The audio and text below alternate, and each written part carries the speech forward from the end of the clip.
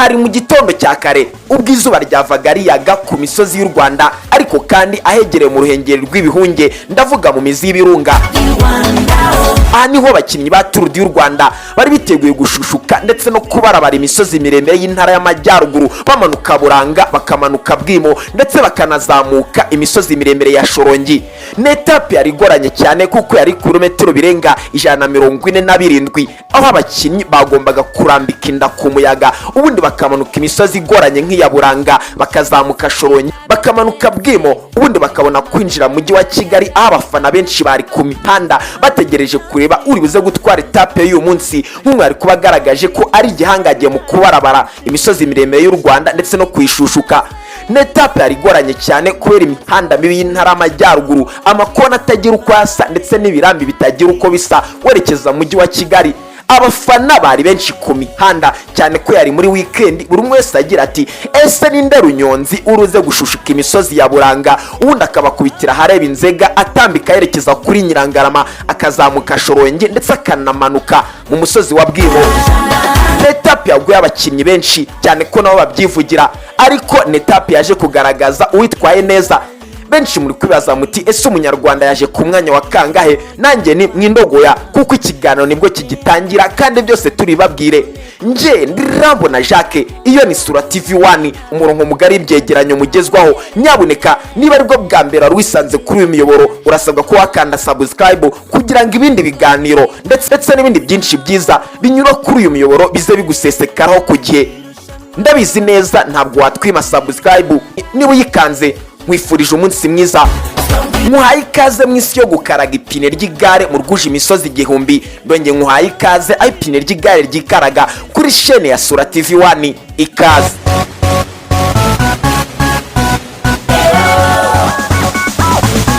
Ku isaha y'isa 5 z'amanywa mu karere ka Musanze, by'umwihariko mu mujyi wa Musanze, niho abakinnyi bari ku murongo biteguye gukandagira ikirenge cy'igare, ubundi bakamanuka ndetse bakabarabara imisozi y'intara y'amajyaruguru bashakisha uri buze gutsindira etape yo kwinjira mu mujyi wa Kigali. Abafana bari benshi ku mihanda guhera Musanze ugera Gakenke ndetse umanuka werekeza mu karere ka Rulindo ukisanga mu mujyi wa Kigali, aho abafana benshi bari mu mujyi wa Kigali bagira bati twabumvishe mu ntara ibyo mwahakoreye, cyo ni muze maze natwe mudususurutse aha mu mujyi wa Kigali. Abakinnyi batangiranye imbaraga nyinshi maze batangira kumanuka hitwa kure Tiru bakoresha imbaraga nyinshi. Aha niho umukinnyi Mortish Kretish yatangiye gutoroka bagenzi be bari kumwe, yitegura kurambika ibirambi birebire byari byerekeza ku isoko ry'Abazira. Abandi bakinnyi bakoresheje imbaraga nyinshi bashakisha Mortish Kretish wari utangiye kubatoroka. Ibi byagaragaye nk'ikotana rikomeye maze igikundi gitangira gucikamo kabiri. Bageze ku isoko ry'Abazira, abakinnyi basa n'abacitsemo ibice bice, ariko igikundi gisa n'ikirebera ku kindi kigira giti ntabwo mwatuzamukana Kivuruga. Bageze hafi ya Kivuruga, abakinnyi bombi batangira kwishakishamo imbaraga zari guterera agasozi ka Kivuruga maze batangira kuzamuka Kivuruga. Ariko mu kuzamuka Kivuruga, Henok Mubwa yagerageje gutoroka abagenzi be ashakisha amayeri y'uburyo yazamuka ndetse agatsindira amanota yo kuzamuka umusozi wa Kivuruga. Ni mu gihe abakinnyi barimo Ribeiro Bravo batangiye gusa n'abavumbura amayeri maze batangira kunyonga igare bamusatira. Ibi nibyo Lucas Vanjiri yakoze maze batangira kwataka Henok Mubwa bamubuza kwegukana amanota yo kuzamuka umusozi wa Kivuruga. Bisanze barangije kuzamuka umusozi wa Kivuruga ari abakinnyi batatu bari ku ruhembe rw'imbere, ndetse hiyongeraho Dore Munozi maze batangira gucurika umusozi wa Buranga ari abakinnyi bane bari ku ruhembe rw'imbere. Ariko igikundi nacyo kikigera Buranga cyatangiye gucikamo kabiri kugira ngo babone uburyo bacurika ndetse baryame bakata amakoni y'umusozi wa Buranga. Ibintu byasaga n'ibidasanzwe, uko niko abakinnyi bisanze mu isantere ya Kaziba maze bacurika rya Kinama binjira mu isantere ya Gakenke, aho urujya n'uruza rw'abafana bari ku mihanda bagira bati twabumvishe za Karongi tubumva mu misozi ya Nyungwe, ngaho namwe ni muze mudususurutsi wacu muri Gakenke. Abafana bari benshi ku mihanda bagira bati ese ninde uruze gukuba ipine ry'igare bwa mbere gikaragira mu mujyi wa Kigali. Batangiye gutambika ibirambi ndetse n'amakona atagira uko asa akarere ka Gakenke bashakisha uri buze gusesekara kuri Nyirangarama ari mu bimbere. mu kurambika ibirambi by'akarere ka Gakenke hari abakinnyi batanu bari ku ruhembe rw'imbere harimo Rebeyiro Bravo, Vanjiri, Murubwa ndetse na Kretishi tutibagiwe na Munozi. Aba basaga naho bari bateye igitutu ibikundi byari inyuma bishakisha uburyo byaza kubafata. Bageze Nyirangarama uwitwa Murubwa yatangiye gutoroka bagenzi be ashakisha akabaraga ko kuzamuka umusozi wa Shorongi ari imbere, ariko igikundi cyarimwe abasore ba Sudan Quick Bravo batangiye gusa n'abavumbura amayeri maze nabo batangira kunyonga ipine ry'igare bashakisha Murubwa wari ubatorotse ashakisha amanota yo kuzamuka umusozi wa Shorongi. Mu kuzamuka umusozi wa Shorongi ibintu byahinduye isura cyane ko amakipe yombi yarasa natangiye gufata imyanzuro ashakisha uri buze gukuba ipine ry'igare bwa mbere mu mujyi wa Kigali. Aha ni abakinnyi barimo Rebeyiro Bravo ndetse Vanjiri bagerageje gutera intera ndende basiga abagenzi babo bari kumwe, ariko Murubwa yagumye inyuma gato ariko ntiyirengagije igikundi cyari imbere cyane ko nawe yanyongaga ipine ry'igare ashaka guca kuri Preto bari bari kumwe ngafate bagenzi barimo Rebeyiro Bravo ndetse na Vanjiri.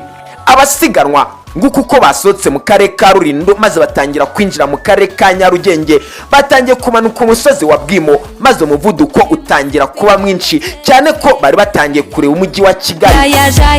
Aha niho Rebeyiro Bravo yaramaze kubona icyizere ko ashobora gutsinda iyi etape.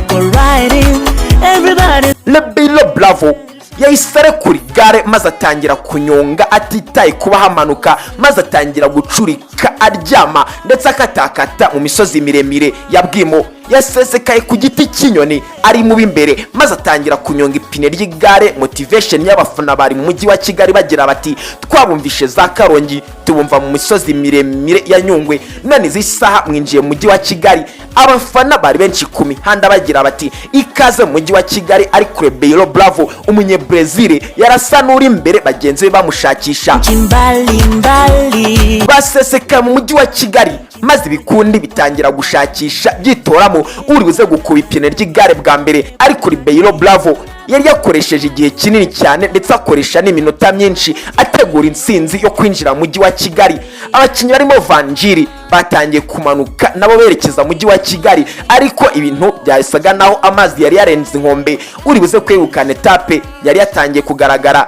Rebeyiro Bravo yatangiye kunyonga ipine ry'igare ashagawe n'abafana benshi maze yisanga kubye ipine ry'igare ku murongo akoresheje amasaha 3 n'iminota 20 tutibagiyeho n'amasegonda 59. Yakurikiwe na Vanjiri wari wamwokeje igitutu mu misozi ya Buranga ndetse n'imisozi ya Shorongi. Byari isiganwa rikomeye ririmo amayeri, imbaraga n'ubwenge. Sudan Quick Step Devil ndetse n'ayandi makipe yagaragaje umuhate mu kuzamuka ndetse no guhangamura ibihangage mu gushushuka ndetse no kubarabara imisozi miremire y'amajyaruguru. Nguru rutonde rw'uko etape ya 7 yarangiye. Rebeyiro Bravo umunye Brazil ukina ikipe ya Sudan Quick Step Devil yakoresheje amasaha 3 n'iminota 20 tutibagiwe n'amasegonda 59. aza kurikiwe na Lucas Vanjiri ukina ikipe ya Lotto Group 1 wo mu Bubiligi. Yaje gukurikirwa na Enoch Murubwa ndetse niwe wegukanye etape nyinshi zagiye zishira muri tourdurwanda. Yaje gukurikirwa na Hodel Munozi waje ku mwanya wa 4. Ku mwanya wa 5 haje Muretis Kertishi, ku mwanya wa 6 haje Duarte Marovati Squawizi ndetse ku mwanya wa 7 haza Jeremy Zamke. Ku mwanya wa 8 haje Olive Matisi ndetse ku mwanya wa 9 haje Yafiet Murugita. Ku mwanya wa 10 haza Yahan Adamietsi. Nisiganwa ryari kilometero birebire byaranzwe n'ibirambika, ibibanuko ndetse no gushushuka imisozi miremire irimo Buranga ukazamuka Shorongi. Abakinnyi b'Abanyarwanda ntabwo babashije kwitwara neza cyane ko bataje mu myanya 10 ya mbere, ariko amakuru dukura ku binyamakuru avuga ko Umunyarwanda waje ku mwanya wa mbere yaje ku mwanya wa 25. N'urugendo rwa rero cyane rwaguye benshi rwagaragaje kwihangana gukomeye kw'abakinnyi nguko uko abafana b'umujyi wa Kigali binjwemo n'isiganwa ry'igare. Ku munsi w'ejo ni etape izazenguruka umujyi wa Kigali. Ese nawe uzaba uhari cyangwa uzabirebera kuri chaîne yacu ya Sora TV1?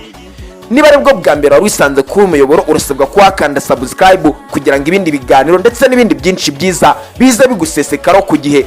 Mugire impagarike n'ubugingo, amahoro n'amafaranga bijejete kuri mwese. Ciao ciao.